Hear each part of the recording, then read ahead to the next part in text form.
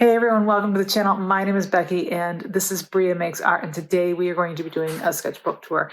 This is my October drawing challenge sketchbook that I made specifically for this year for the drawing challenge, and I decided to do Mab's Drawlloween Club prompt list this year. I just did a Google search for drawing prompt lists for 2023 and I found this one and it looked interesting to me, so that's the one I did.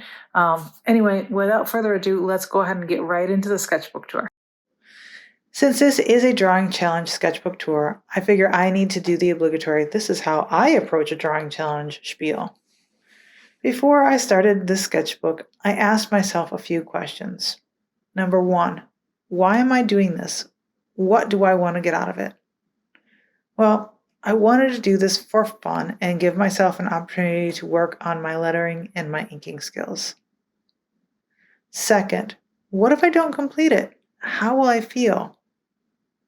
I obviously really wanted to complete this sketchbook, but if it took me more than a month to complete, I was okay with that. 3, what level of artwork do I want to do? Are these sketches or complete pieces of art?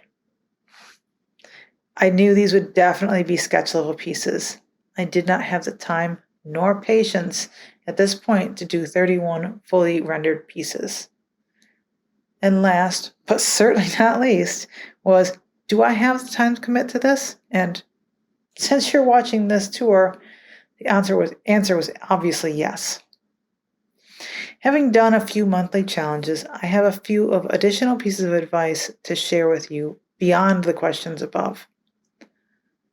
First and foremost is don't panic if you fall behind. There are no prizes nor punishments for completing or not completing one of these challenges. Build in some rest days by allowing yourself to do some much simpler drawings among the more intricate ones. One example is this web one here that we're looking at right now. This will allow you to get in a drawing without stressing about the time commitment every day. Build these in around your schedule. Also, if there's some sort of additional creative constraint you can put on yourself, sometimes that can make it easier to be creative since there are fewer options to choose from. I think this is one of the reasons why Mermaid is so popular. The only constraints I put on myself here was the rough size and the fact that it was going to be an ink drawing. But I did consider adding an additional constraint like make it spooky.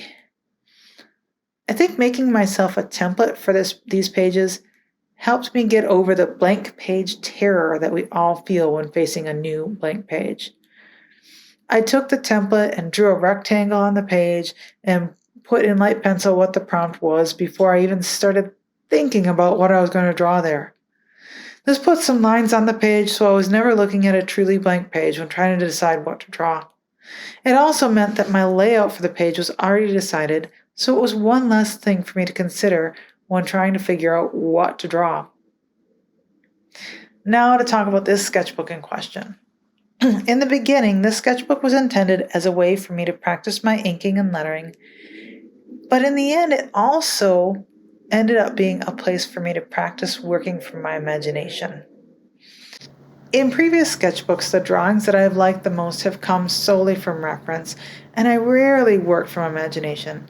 In this sketchbook, I did a number of drawings from imagination, sometimes completely that way, like this one, and sometimes there were bits from imagination and bits from reference. Some of my favorite sketches in here are at least in part from my mind. I have been very hesitant to work from imagination because I was sure that anything from my mind was going to turn out crap. In this sketchbook, I didn't feel that same hesitation nearly as much. I think there's a couple of reasons for that. First off, I think doing the junk sketchbook where I forced myself to draw from imagination helped me to prove to myself that I can do that. Secondly, I've been working through the artist's way and doing the morning pages associated with it. As part of these morning pages, there are daily affirmations, and I've certainly made a number of my affirmations focusing on this very fear. I think doing those have helped me to overcome that fear that has always stopped me in the past. Now, I'm not saying that there was no fear with any of the sketches, but it was much easier for me to overcome that fear and just go for it. The fear is still there. It's just easier for me to ignore it and do the thing. I want to say that overall, I'm very happy with how this sketchbook turned out. I'm not saying that all of the drawings are great or even good, like this one, but I think there are a lot more good than bad drawings in here. I had a lot of fun interpreting the prompts in my own way, and I'm sure that I've given a lot away about my childhood in this tour, but I hope you enjoyed it. I know I enjoyed making the sketchbook. Thanks again for tuning in. I hope you guys really enjoyed it. If you have any comments that you want to leave either to me or to others about monthly drawing challenges or anything else, if you just want to say hi, feel free to leave them in the comments below. I love reading through the comments. Seeing as I'm still a very small channel, I have lots of time to read through all of them and respond to them all. So yeah, please do that. I love to see them. Also, please give this video a thumbs up and possibly a subscribe. It would make me very happy. Anyway, I hope you guys have a great week, and I will see you all next week. Bye.